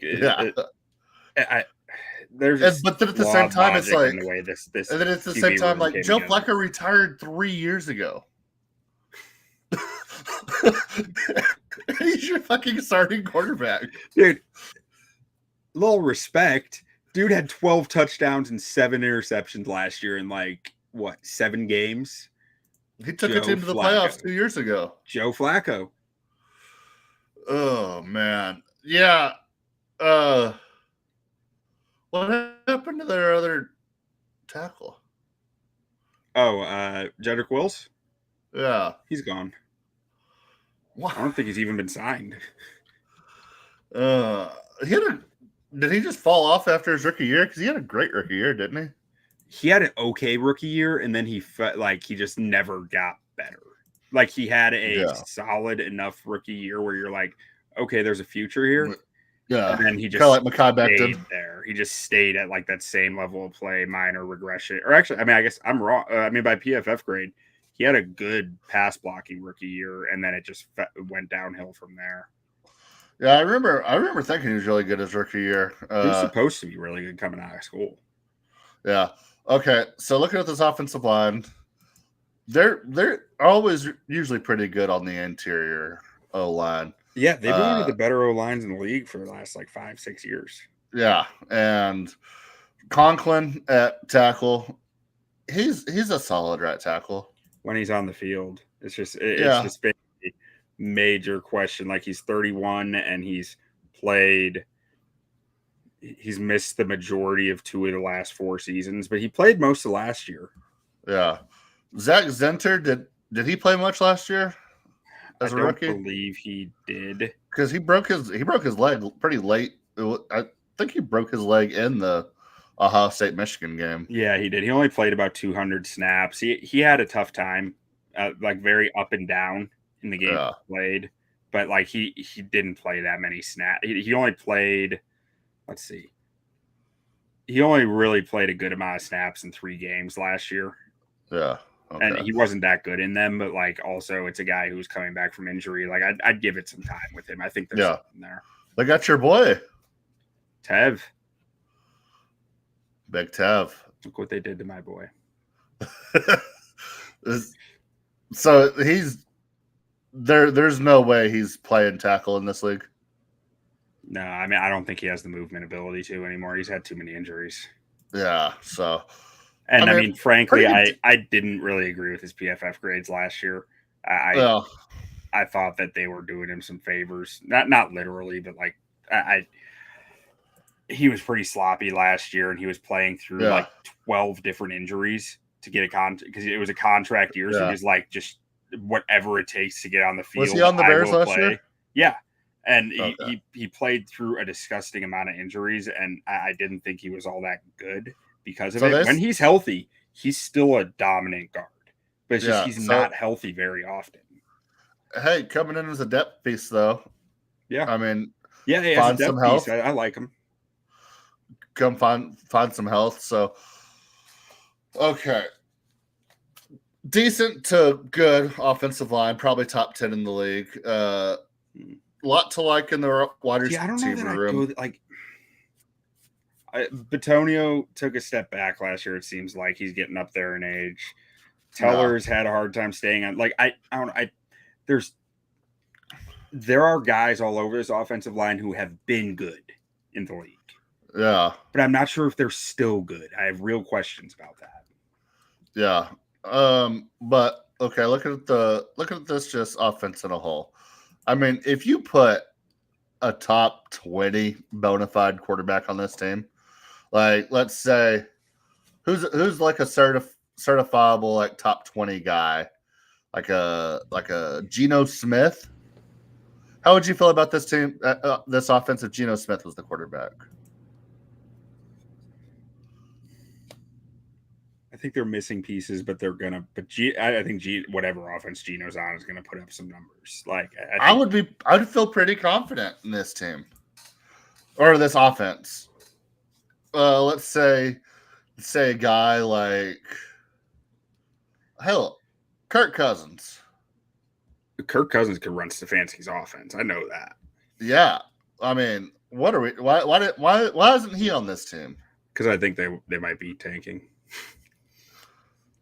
But you have so much talent here, and if you're tanking, why do you bring in Joe Flacco? Joe Flacco's going to fucking find a way to win. That's true. I don't know. And drafting Quinshon Judkins, like that was my argument about it. It's like, well, yeah, you may be tanking, but I mean, if Quinshon Judkins goes out there and runs for 1,700 yards and 20 touchdowns, like, and he could do it. I mean, Stefanski's not tanking. No, no, he's not. Yeah, I don't know. It's Stefanski.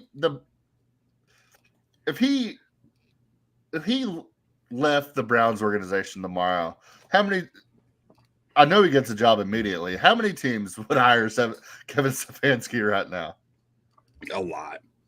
I don't have a number, but a lot. Like he's a really good coach. And yeah, I mean you're right. Like you put Kirk on this team, and you tell me their O-line stayed pretty healthy. Yeah, I think they're going to be a good offense. But like, that O-line is a big question to me because they do have. There's a lot of age and question marks here. Yeah, it just infuriates me really more than anything else. Cleveland Browns. I mean, their defense is pretty good too. Oh yeah, I was about to say. I mean, I don't like their first round pick, but Myles Garrett is incredible. Best. I think he's the best defender in the NFL. I mean, yeah, him or TJ Watt. I'm going Myles Garrett all day there, but I would probably. I wouldn't say that on the Steelers section, but yeah, I would probably lean Myles Garrett unless I'm talking to a Steelers fan. So, Myles Garrett, anchor, obviously, and then Malik Collins, Mason Graham coming in. Don't love it. Isaiah McGuire, a big Isaiah McGuire guy here. Shelby Harris, Tyron Shoyinka. Tryon Shoyinka. Is that how you say it? Crushed it. Michael Hall Jr., Alex Wright. Love Michael Hall. I like a lot of what they have on their D line. Yeah. Ogbo Okoronkwo. Ogbo Okoronkwo. Yeah, nailed it. I feel like anytime I watch a Browns game, he's like making a play. Yeah, I think he's run into some injury issues since he signed there, but like he's a good pass rusher. Like his number here is low mostly because of availability. Yeah, I don't know if he really even played much last year. Let's see. Yeah, he played like 460 snaps. Oh, he had a rough year last year according to PFF though. Maybe last year he fell off. Admittedly, I didn't watch a ton of Browns games last year. Yeah, it's one of those names that you remember when you see it. So maybe it's only like one or two plays, but then once you know the name, you just in your mind it just sticks with you a little bit more. Well, like 2-3 years ago, he was a decent name. Like he was a solid edge rusher. But okay, looking at the rest of this defense, all right. To be clear on Schlesinger, I hope he lives up to the billing where he got drafted. I love the way this kid plays ball, and he is one of the most instinctual linebackers I've seen in a while. But at 220 pounds, I just have questions. Yeah, and so we talked about it with the Ravens a little bit earlier when we were like, oh, look how stacked they are, and look at all the yellow. Seems like if you're tanking, you would want to build depth in the defense because I mean, you can be bad with a good defense and still lose a lot of games, and especially secondary. Like if you yeah, can beef up the secondary when you're tanking. yeah, just build depth in that. Like, But like they defense have is no so hard to holes. find. If I'm with you. If they're tanking, they should have sold some of these corners because they don't really have holes in the secondary. Yeah, and they should have. I mean, maybe instead of taking 2 running backs and 2 quarterbacks, you take about 3 other defensive players after Mason Graham. Nothing makes sense about how how they went about the draft process because I mean, like we said, I mean the roster is not bad. You have a good to decent roster, I think, top to bottom. My main question is that like wide receiver depth and O-line, like injury status, health, age stuff. But like playing a hard division. You're right. Like this roster isn't bad. Like, would it shock you if Flacco plays to a level that we think he can play at, which is 20 touchdowns, 11 interceptions, 3,000 yards? They could go out and win 7 or 8 games, but do you want to win 7 or 8 games if you're a Browns fan? It wouldn't shock me. I don't really know the end game here with this team. So if you can win 7 or 8 games, then that means you can win 10 games because there's always the toss-ups in between there. So like we're at a 5.5 win total here. If Flacco starts, I don't know in what world Flacco would start all 17 games. Yeah, but because with this O-line, I'm just not sure he could stay healthy. Yeah, I'm not sure they're strong enough up front. But then then you have to think like if Dylan Gabriel comes in, like he's got a live arm. Shadur Sanders comes in, he's live. Like, but you're also betting on 3rd and 5th round rookies at that point actually being good as rookies. Yeah, but how good do you have to be to hand the ball off to Quinshon Judkins and maybe make a couple of checkdowns? Yeah, I mean, but that brings you back to the O-line, though. Quinshon Judkins, he can do a lot, but the O-line's going to matter. And if they stay healthy, sure. Stefanski's good. He's going to figure it out. They're going to run the ball well. They always do. I don't know. So looking at the future of this team, 300 to 1 to win the Super Bowl, 32 to 1 to win the division, plus 880 to make the playoffs. Oh boy. Plus 125 to win 6 or more games. Give me the over 5.5. Why not? Like, yeah, weirder things have happened. Like, that's the only value here. I'm not taking the under 5.5 because it's minus 150. Like, what am I doing that for? Who was their quarterback last year? Jameis Winston and Deshaun. How much did he play last year? He played. Let's see. I thought he went down early. He played 7 games. Okay, he was fucking god awful. They won 3 games last year. Okay, so I'll go back to it again. This fucking quarterback room is a disaster. If you're trying to lose games, do it in the most fun way possible and just start Jameis Winston all 17 games. It'll be must-see TV every week. Here's a question. At what point with this team in this locker room is losing just okay? Where, like, at what point has it seeped into this team that it's okay to lose football games? It won't matter. Because I feel like that's a real thing in the NFL. I think it can be. I don't think with the coaching staff and guys like Myles Garrett, who's seen a little bit of success in this league, I don't think they let that seep in, which is crazy for a franchise historically as bad as the Browns are, you would think. But yeah, I mean, under Stefanski, they haven't been like they've been competitive. He's won coach of the year twice. Yeah. But yeah, Myles Garrett's got to be tired of their shit. I mean, he was begging for a trade, and then they paid him $1 billion, and he's like, "Okay, I guess I'll stick around." But Next year, will they give Stefanski a quarterback he actually wants? If I'm Stefanski, at what point do you just fucking resign? He just signed a contract extension last year, I think. Yeah, I mean, they'd be stupid to fire him, but like, well, that's how what I much mean by like, when does the complacency start to stick? Because it's like, he's like, I'm losing. I just signed an extension. Like, I'm Yeah. comfy. My kids like it here. Like, I'm like, no, his what? kids don't like it there. Nobody likes Cleveland. That's a good point.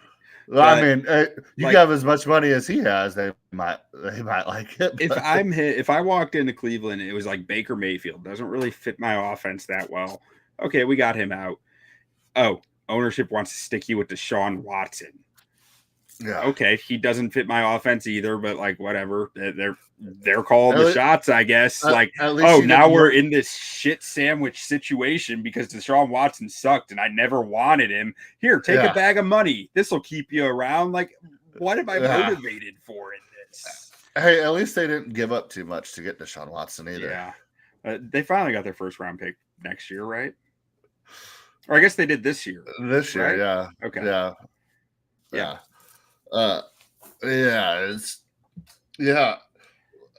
How much say does he have in this roster? It better be a lot more than it was when they traded for Deshaun Watson, who I don't think he wanted. Like, if Yeah. that's not eye-opening for an owner, like, I don't know what could be. Yeah, it's I feel bad for Myles Garrett. I feel bad for Quinshon Judkins. And Myles Garrett's going to be a Hall of Famer. Quinshon Judkins, he was my pick for Rookie of the Year before the draft. I don't know if I can hold on to that. I wanted now. the Bears to get Quinshon so bad, like a few picks later than he went. Yeah, that's how it goes. But I don't know. Joe Flacco, baby. Elite. I'll take over 5.5. Fuck it. Joe Flacco. There's nothing else to bet here in my mind. Joe Flacco's going to go out there and start bring this team to 6-0 to start the season. They'll be picking like number 9. Yeah, no, they're gonna. Joe Flacco's going to play really, really well early. They're going to win 5 or 6 games in the first 10 weeks, and then they're going to get mad and bench him and bring in Dylan Gabriel, and he's going to win 2 or 3 games just so they can pick like 14th. Remember when Baker Mayfield was like a religion in Cleveland?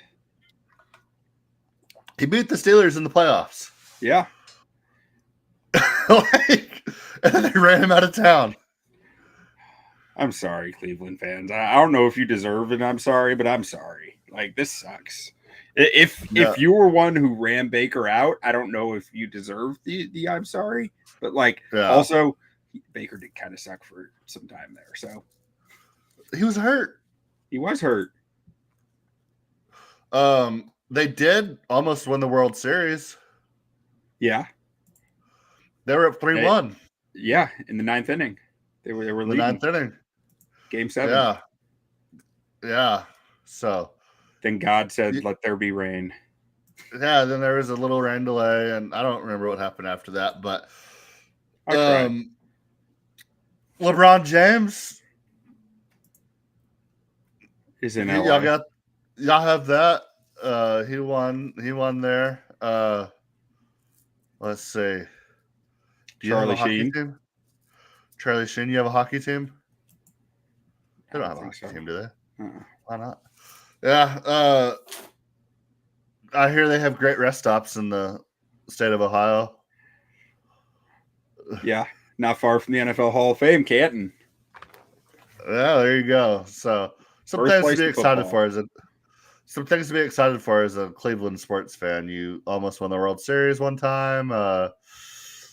You had LeBron James, and you have great rest stops. Truly, if I'm a Browns fan, I'm probably talking myself into Quinshon Judkins being a beast, this whole line staying healthy, Myles Garrett being that dude, Denzel Ward being a number 1 corner, Carson Schweshinger flying around, making plays out there, and Mason Graham eating next to Myles Garrett. But like, I don't believe in all those things. So if you're a Browns fan, would you rather either Dylan Gabriel or Shadur Sanders to play 7 to 8 games and play at a decent level to where it looks like they may potentially be a viable starter going down the stretch, or have a top 2 pick next year. I'm throwing Shadur in the fire. Shadur's starting. That's what I would do. Because I don't have time. If I'm going to have the number 1 pick next year or a top 5 pick, I don't have time to say, supposedly there's going to be, but I don't know yet. I need to find out as fast as possible. Dylan Gabriel, I'm willing to wait on because I just don't think the ceiling is there. But with Shadur, I need to find out what this kid has right away because I don't have time to wait. Yeah, so we're looking at 3 quarterbacks next year as of right now that look to be top-end first-round picks. We see it every year.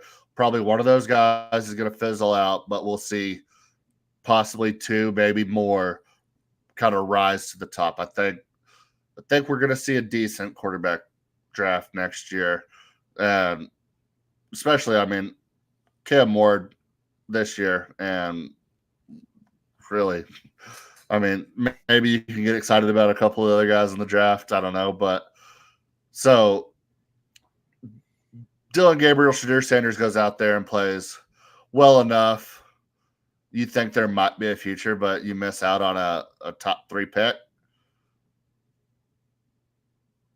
It's just such a hard situation to be in. And I don't think, like I said, I mean, I just hate the way they use their assets. Like, I don't know. It's tough because, again, like, I loved Harold Fannin Jr. I don't like him on this team with the structure they're in because I just think he needs strong structure to really develop. And I don't know how this offense can have strong structure unless Stefanski just like isn't coach of the year again for the 3rd time, which maybe he can be that guy. Maybe he will be. I'm sorry, Cleveland. I'm at a loss. Yeah, we're taking the over, but we're definitely sleeping on you. Yeah. All right. Does that wrap the show? I think that wraps the show. All right. Well, thank you guys for watching, listening, and we'll talk to you later. Sleep on those Cleveland Browns. Yeah. Adios. And when you knock us down, on the way up, we're going to bite a kneecap off. And then it's going to take 2 more shots to knock us down. And on the way up, we're going to take your other kneecap. Before long, we're going to be the last one standing.